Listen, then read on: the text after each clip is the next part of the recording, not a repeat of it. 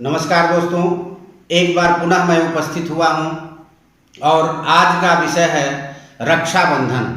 दोस्तों, आप जानते हैं रक्षाबंधन का पर्व आ गया है। तो यह जो रक्षाबंधन का पर्व है, यह क्यों मनाया जाता है, कब से प्रारंभ हुआ और किसे किसे मनाना चाहिए।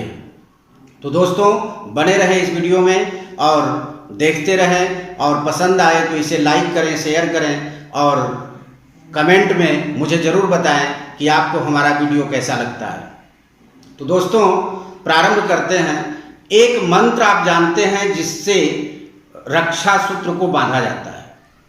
दोस्तों, वह मंत्र है येन बद्धो बली राजा दानवेंद्रो महाबलः तेन त्वाम अनुबध्नामि रक्षे माचल माचल। इसी मंत्र में सारा रहस्य छुपा हुआ है। दोस्तों, बलि राजा जो केरल प्रदेश में हुए, और वे इतने दानी थे कि वह कोई भी व्यक्ति हो, यदि वह उनसे कुछ मांगता था तो वह सब कुछ देने के लिए तैयार रहते थे। और इस प्रकार से वह एक के बाद एक यज्ञ करते चले गए और दान करते चले गए। जब 100वां यज्ञ हुआ तो देवताओं में हड़कंप मच गया, क्योंकि सबसे पहले इंद्र को डर होता है कि कहीं हमारी कुर्सी न चली जाए। तो वह प्रार्थना करता है विष्णु के पास। सारे देवगण इकट्ठे होते हैं और भगवान से प्रार्थना करते हैं कि आप किसी प्रकार से बलि को रोकिए। तो भगवान विष्णु वामन का रूप धारण करके बलि के पास आते हैं और बलि से वचन लेते हैं। 52 अंगुल का शरीर, छोटा सा बालक के रूप में 3 पग भूमि का दान मांगते हैं और बलि देने के लिए तैयार हो जाता है। किंतु वे कहते हैं कि जब तक तुम संकल्प नहीं करोगे, मैं नहीं मान सकता कि तुम वचनबद्ध हो। तो उन्हें वचनबद्ध कराता है संकल्प के द्वारा। तो दोस्तों, वही ये न बद्धो बलि राजा, जिस वचन के द्वारा बलि को बांधा गया। और आप जानते हैं कि उसका परिणाम क्या हुआ कि विष्णु ने विराट स्वरूप दिखाया और तीनों लोक को अपने 3 पग में नाप लिया, और किसी भी जगह बलि के लिए जब जगह नहीं बची तो उसे पाताल लोक में रहने की थोड़ी सी जगह दे दिए विष्णु भगवान। तो इसी वचन को, जिस वचन के द्वारा विष्णु ने बलि को बांधा और वह वचन पूरा करवाए, और उसे किसी भी प्रकार का, उससे देवताओं को, मनुष्यों को किसी भी प्रकार का भय उत्पन्न न हो, इसका वचन ले लिए। उसी वचन को आज भी निभाया जाता है। पहले ब्राह्मण रक्षा सूत्र बांधा करते थे, लेकिन इसमें आयु की कामना, रक्षा की कामना बंधी हुई है। इसलिए बहनों ने भी इसको अपना लिया कि भैया, हम आपको यह रक्षा सूत्र बांधते हैं और आपसे वचन लेते हैं कि आप हमारी रक्षा करेंगे।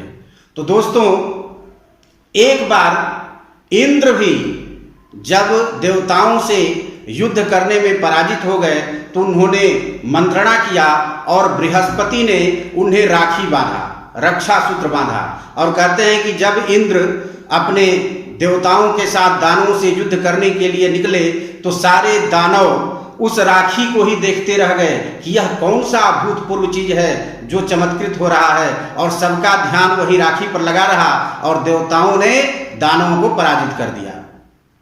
दूसरी घटना एक और यादगार है कि चित्तौड़ की महारानी कर्णावती ने अपनी प्रजा की रक्षा करने के लिए, जब वो देखी कि हम किसी भी तरह से मुगल शासकों से अपनी प्रजा की रक्षा नहीं कर पाएंगे, तो उन्होंने हुमायूं को राखी भेजा। और हुमायूं ने उस रक्षाबंधन को, राखी के महत्व को स्वीकार किया और बहन कर्णावती को अभय दान प्रदान किया। इस प्रकार महारानी कर्णावती ने अपना और अपने प्रजा की भी रक्षा की। दोस्तों, यह परंपरा उस समय से प्रारंभ होती है, बलि के समय से, और आज तक चली आ रही है। जिस प्रकार हमारा यह सनातन धर्म अनादि है, उसी प्रकार से हमारे पर्व भी अभूतपूर्व हैं, अनोखे हैं और अनादि हैं। तो पहले आयुष्य की कामना को लेकर, रक्षा की कामना को लेकर देवताओं से प्रार्थना करते हुए ब्राह्मण विप्र लोग अपने जजमान को रक्षाबंधन करते थे और धीरे धीरे वह परंपरा आज बहनों के द्वारा भाइयों को बांधने के रूप में आ गई।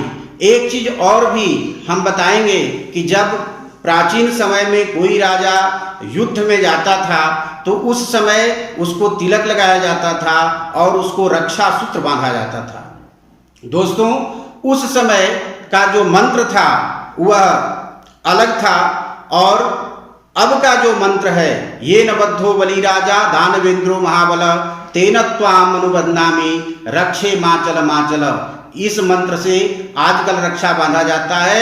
और वैदिक मंत्र जिस समय वह रक्षा बंधन होता था राजाओं को और शत्रुओं से रक्षा के लिए बांधा जाता था, वह भी मंत्र आप जान लें। उसमें राजा के या प्रजा के दीर्घ आयुष्य की कामना है और वह वेद का मंत्र था, जदा बध्नन्दाक्षायणा हिरण्यगुंशतानीकाय सुमनस्यमाना तान्म आपद्नामि शतसारदा जाजुग्मान् जतिरथा सम्मा, ये मंत्र है।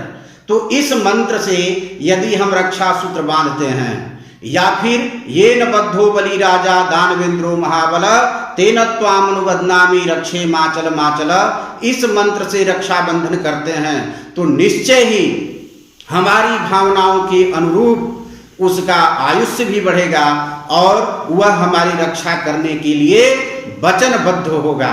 तो दोस्तों, आप प्रेम से रक्षाबंधन मनाएं और बहनों से राखी बंधवाएं और उनकी रक्षा का व्रत लें।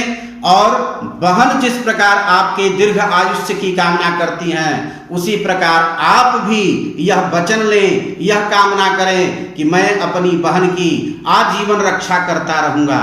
तो दोनों तरफ से बहन भी भाई के लिए आयुष्य की कामना करे, दीर्घायु की कामना करे, मंगल की कामना करे, और बहन भी अपने भाई के लिए दीर्घायुष्य की कामना करे, मंगल की कामना करे। और इस प्रकार से मंगलमयी बेला में जो शुभ मुहूर्त है, उस शुभ मुहूर्त में रक्षाबंधन करें, तिलक लगाएं और एक दूसरे का प्रेम इसी प्रकार बढ़ता रहे और अनेकों वर्ष तक इसी प्रकार अविरल यह जो हमारी रक्षाबंधन की परंपरा है वह चलती रहे। इन्हीं सभी शुभकामनाओं के साथ आपसे विदा लेता हूं। अगले वीडियो में पुनः उपस्थित होऊंगा। तब तक आप स्वस्थ रहें, सुखी रहें। धन्यवाद।